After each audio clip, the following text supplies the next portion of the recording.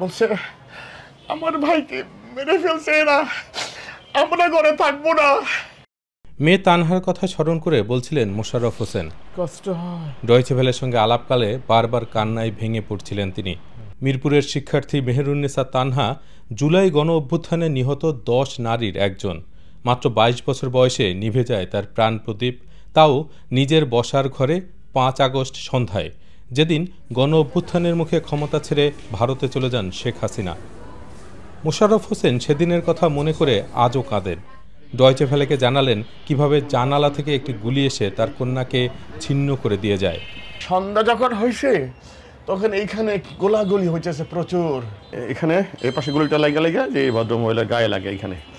তো আমি তো যখন উপরে আসলাম, বসেন, উপরে আসলাম তখন বললাম দেখি আমার মেয়েটা ঘাটটা কাইট করে এখানে পড়ে আছে, যে রক্তের দাগ এখনো, এগুলি সব রক্তরই, এখানে যে এখনো যায়নি রক্ত, এগুলি সব রক্ত।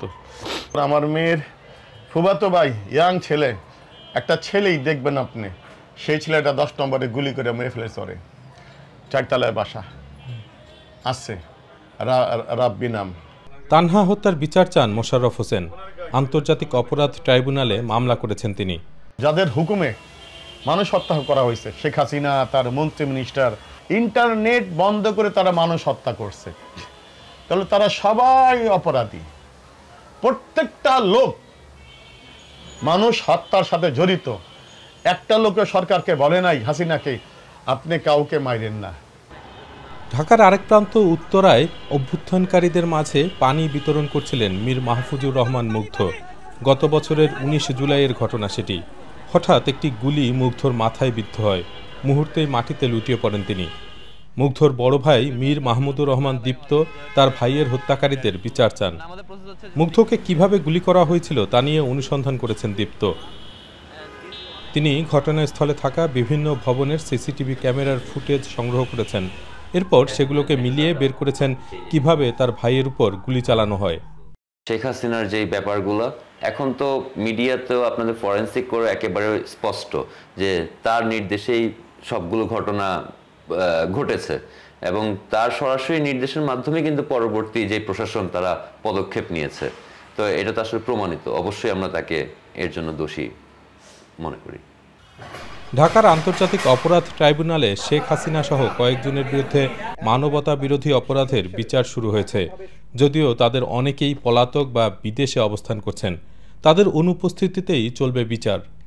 জুলাই আগস্টের মানবতা বিরোধী যে অপরাধ এবং এর পাশাপাশি গত 15 বছর ধরে বাংলাদেশে যে সমস্ত গুম, extra judicial killing, cross fire, সব কিছুই কিন্তু আমাদের এই ট্রাইব্যুনালের এখন বিচার্য বিষয়। তদন্ত প্রক্রিয়া চলমান আছে এবং তার মধ্যে প্রথম রিপোর্টটি 6 মাসের মধ্যেই এসেছে।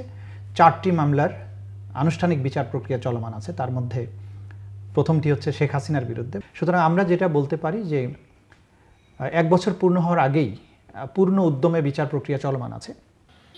আওয়ামী লীগের নেতারা ইতোমধ্যে এই বিচার প্রক্রিয়ার উপর তাদের অনাস্থার কথা জানিয়েছেন। তবে শেখ হাসিনার পক্ষে রাষ্ট্র নিয়োজিত আইনজীবী আমির হোসেন ট্রাইব্যুনালে বিচার কার্যে অংশ নিচ্ছেন। তিনি তার মক্কেলকে নির্দোষ প্রমাণের ব্যাপারে আশাবাদী। আমার ক্লায়েন্ট হলেন সাবেক প্রধানমন্ত্রী শেখ হাসিনা এবং সাবেক স্বরাষ্ট্রমন্ত্রী আসাদুজ্জামান খান কামাল, এবং আমি বিশ্বাস করি তা আমার ক্লায়েন্টরা এই মামলা থেকে খালাস পাবেন। তানহা, মুগ্ধ সহ গত বছরের জুলাই আগস্টে নিহত আরও অনেকের পরিবার বিচারের অপেক্ষায় রয়েছে। বিচার চান আহতরাও। বাংলাদেশের অন্তর্বর্তী সরকার আগামী নির্বাচনের আগেই মানবতা বিরোধী অপরাধে শেখ হাসিনার বিচার প্রক্রিয়ায় অগ্রগতি নিশ্চিত করতে চায়। তবে সাবেক প্রধানমন্ত্রী শেখ হাসিনা বা তার দল আওয়ামী লীগ গত বছরের জুলাইয়ে অসংখ্য হতাহতের কোনো দায় স্বীকার করেনি। বর্তমানে রাজনৈতিক কর্মকাণ্ড নিষিদ্ধ থাকা দলটির ভবিষ্যৎ নিয়েও অনিশ্চয়তা রয়েছে।